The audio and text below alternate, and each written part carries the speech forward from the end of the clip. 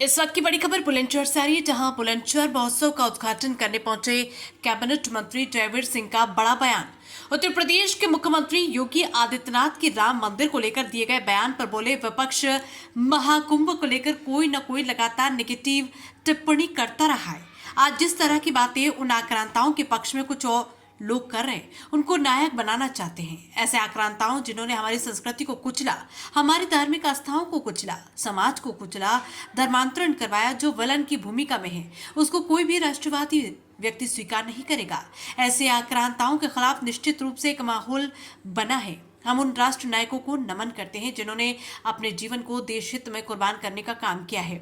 उनको हम नमन करते हैं। उन्होंने हर काल में, मुगल काल में, चाहे अंग्रेजी काल में, संस्कृति को बचाया। उन लोगों का सम्मान होना चाहिए जो हमारे वास्तविक नायक हैं। जिन लोगों ने भारतीय संस्कृति को कुचला है, ऐसे लोगों को हम नायक नहीं मान सकते। ऐसी आक्रांताओं को निश्चित रूप से देश में या उनके अनुयायियों को किसी भी रूप में देश की जनता माफ नहीं करेगी। किसी के नाम लेने की जरूरत नहीं। जो भी आक्रांत थे, जिन्होंने हमारी सभ्यता को, संस्कृति को, हमारे समाज को कुचलने का काम किया है, हमारा राष्ट्र किसी भी कीमत पर ऐसे लोगों को बर्दाश्त नहीं करेगा। इन्होंने हमारे देश पर आक्रमण किया है और लंबे समय तक भारतीय संस्कृति को कुचलने का काम किया है। कर्नाटक पर 4% आरक्षण को लेकर बोले, लंबे समय में कांग्रेस ने अपने राज के दौर पूरे देश में तुष्टीकरण की राजनीति के आधार पर वोट बैंक को बढ़ाने के काम किए हैं। जिस तरह से आप देख रहे हैं, देखिए, आज हम लोग बुलंदशहर महोत्सव के पावन शुभारंभ के मौके पर आपके बीच में आए हैं। निश्चित रूप से जो हम लोगों की सांस्कृतिक धरोहर है, जो हमारी विरासतें हैं, जो हम लोगों की मान्यताएं, परंपराएं, सनातन संस्कृति के कार्य हैं, जो जिनके आधार पर ही कभी हम विश्व गुरु रहे थे, ऐसी सभी सांस्कृतिक विरासतों को संरक्षित, सुरक्षित और मजबूत करने का, या कह सकते हैं विरासत के सम्मान के साथ विकास की यात्रा करने का संकल्प हमारी भारत की सरकार ने आदरणीय मोदी जी के नेतृत्व में, उत्तर प्रदेश सरकार ने आदरणीय योगी जी के नेतृत्व में निर्णय लिया है और उसका संवर्धन का लगातार प्रयास किया जा रहा है। इसी के सापेक्ष पूरे प्रदेश में हम लोगों ने अपने पर्यटन और संस्कृति विभाग के अंतर्गत सभी जिलों में जिलाधिकारी की अध्यक्षता में जिला पर्यटन और संस्कृति परिषदों का गठन किया है और ये सुनिश्चित करने का प्रयास किया है कि सभी 75 जिलों में प्रतिवर्ष एक आयोजन सांस्कृतिक धरोहर को संवर्धित करने के उद्देश्य से महोत्सव के रूप में, नुमाइश के रूप में, किसी भी रूप में हो, उसके लिए हम लोग प्रत्येक जिले को पर्यटन और संस्कृति विभाग से फंडिंग करने का भी काम कर रहे हैं। आपके बुलंदशहर के लिए भी हम लोगों ने मुझे लगता था 40 लाख रुपया यहाँ को भी देने का काम किया है। हमारा प्रयास है, नंबर 1, हमारी संस्कृति से लोग रूबरू हों, जो हमारी सनातन संस्कृति, परंपरा, आदत, जीवन मूल्य हैं, उनसे लोग रूबरू हों। हमारे जो कलाकार हैं उनको रोजी रोजगार के अवसर मिल सके। हमने स्थानीय कलाकारों को जो परफॉर्म होगा उसके लिए अवसर दिया है। आप ये भी जानते होंगे कि हमारी यही धरोहर ऐसी धरोहर है जहाँ तमाम हमारे रोजी रोजगार के छोटे छोटे दुकानदारों को भी अवसर मिलते हैं। हमारे गांव देहात के रहने वालों लोगों को भी यहाँ मनोरंजन के रूप में तमाम चीज़ें एक आनंद लेने का विषय बनती हैं और हमारी जो परंपराएं हैं उनके संवर्धन का स्वरूप मिलता है।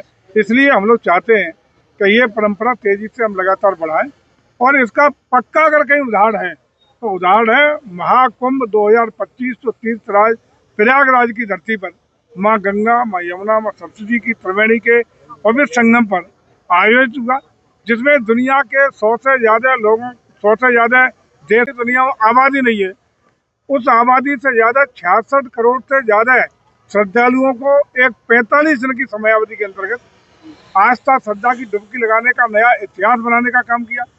और आज तो लोग, दुनिया के लोग ये रिसर्च कर रहे हैं कि एक 45 सीमित दिनों के आयोजन में इतने सारे लोगों की व्यवस्थित तरीके से स्नान, ध्यान कैसे हो गया। आज ये भी सर्च का विषय है कि जो हमारी जो लोग कटाक्ष करते थे कि सरकार इतना रुपया खर्च कर रही है, इस पर प्रदेश सरकार इतना कर रही है, केंद्र सरकार इतना कर रही है, आज उन लोगों को सही जवाब मिल गया है कि जहां हम लोगों ने अपने खर्चे हुए छोटे से खर्चे के रूप में, और खर्चा भी कुछ नहीं है, खर्चा का मतलब हमारे इंफ्रास्ट्रक्चर डेवलपमेंट, लोक हितकारी और डेवलपमेंट के कार्य हुए वो आगे भी काम आने वाले हैं। लेकिन 3 लाख करोड़ से ज्यादा का राजस्व आर्थिकी में उछाल इस महाकुंभ के आयोजन से हुआ है।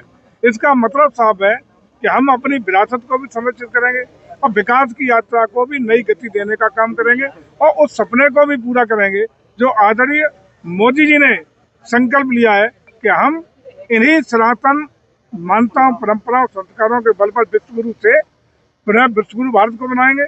हम इन्हीं सब हमारे नौजवान, हमारी महिलाएं, हमारे जो अन्य अन्य क्षेत्रों के किसान, उद्योग, सबको एक नई ऊर्जा दे करके इस सनातन की विरासत को आगे बढ़ाते हुए निश्चित रूप से विकासशील भारत से विकसित भारत बनाने का भी सपना पूरा करेंगे। और इसी परिप्रेक्ष्य में आज ये जो यहाँ का महोत्सव की शुरुआत हो रही है, ये मैं शुभकामना देता हूँ कि बुलंदशहर इसके जुड़े, इसके माध्यम से आगे बढ़े, ग्रामीण अंचल के लोग भी इसमें आनंद लें, तमाम कलाकारों की प्रस्तुतियाँ भी यहाँ होंगी, तमाम लोग रोजी रोटी के साधन भी यहाँ जुटाएंगे। कहीं न कहीं आर्थिकी में भी कुछ लोगों को बड़े अवसर मिलेंगे। आर्थिकी का अगर उदाहरण दें तो कुंभ की एक आर्थिकी तो माननीय मुख्यमंत्री जी बार बार सदन में भी कहते हैं। कई ऐसे उदाहरण हैं कि लोगों ने 2 व्हीलर के द्वारा भी लाखों रुपए 45 दिन पैदा किए, नावों के द्वारा करोड़ों रुपए पैदा किए। तमाम इकोनॉमी में, उत्तर प्रदेश की इकोनॉमी और खासकर प्रयागराज और आसपास के क्षेत्रों की इकोनॉमी में भी बहुत बड़ी ग्रोथ होने का इसमें अवसर मिला है। इसका मतलब साफ है कि जो मेले, महोत्सव, परंपराएं, ये हमें एक तो मॉरल सपोर्ट देती है, आर्थिक रूप से ताकत देती है और साथ ही साथ हमारी जो परंपराएं, जो आदर्श हैं, जो मूल्य हैं, जो सनातन संस्कृति है, उसको भी बढ़ावा देने का अवसर इससे मिलता है। मंत्री जी, आज योगी जी ने कहा है कि मेरी 3 पीढ़ी राम जन्मभूमि के आंदोलन में रही हैं और साथ ही ये भी कहा है कि अगर मुझको इसके लिए कुर्सी भी देनी पड़ी तो मैं तैयार हूँ, विपक्ष जो कह रहा है। देखिए, एक चीज साफ है, विपक्ष तो आपके महाकुंभ पे कोई दिन ऐसा नहीं गया जिस दिन विपक्ष ने कोई न कोई नेगेटिविटी फैलाने का प्रयास नहीं किया।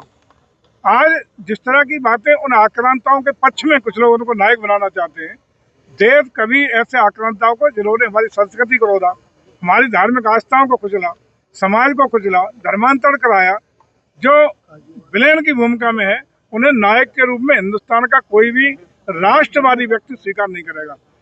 ऐसे आक्रांताओं के खिलाफ निश्चित रूप से एक माहौल बना है।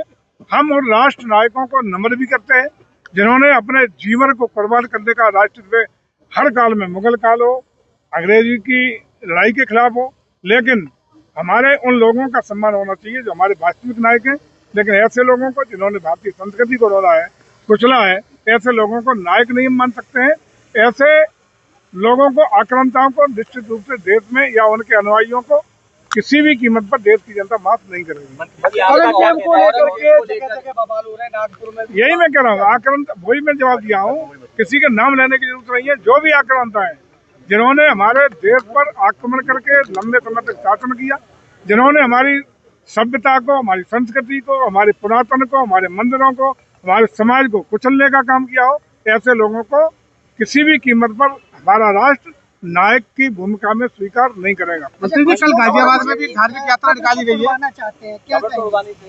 देखिए, कोई भी चाहे छुड़वाने की बात हो, बनवाने की बात हो, आपने अयोध्या में देखा, माननीय उच्चतम न्यायालय के निर्णय के बाद ही राम जन्मभूमि पर मंदिर का निर्माण हुआ है।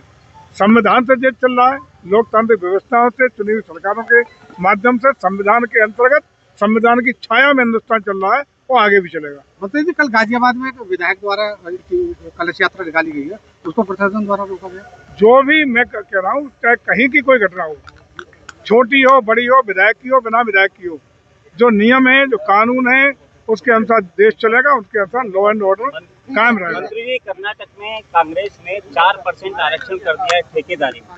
साथ ही ये भी कहा जा रहा है कि राहुल गांधी की जो सोच है वो क्या है, इस पर आपका क्या कहना है? देखिए, साफ साफ है, लंबे समय तक कांग्रेस ने अपने राज के दौरान पूरे देश में तुष्टीकरण की राजनीति के आधार पर फैसले लिए, वोट बैंक को बढ़ाने के लिए काम किए। अब ये चलने वाला नहीं। राष्ट्र हित में, लोक हित में, युवाओं के हित में, किसान के हित में जो भी काम होंगे वो भारतीय जनता पार्टी की चुनी हुई